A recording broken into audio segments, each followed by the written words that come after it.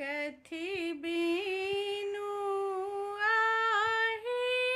ब्राह्मणी मुँह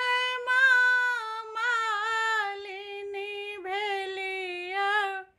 अहाँ ब्राह्मणी बाबू कथी बीनु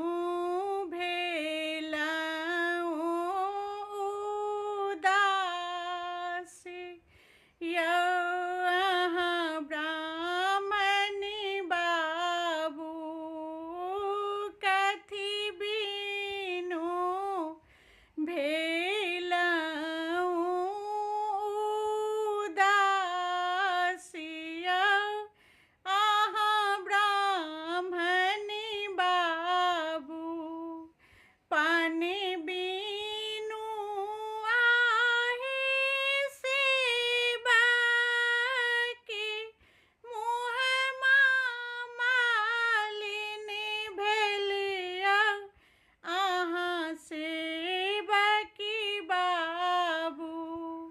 जनौ बीनु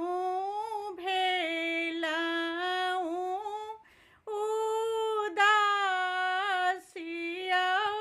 अहाँ सेवकी बाबू खाए लिया ब्राह्मणी पाकल बीरा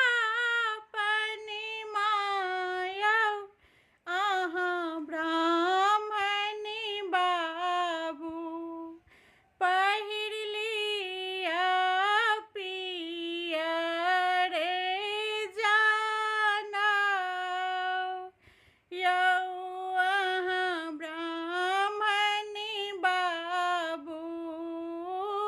पहिर लिया पियर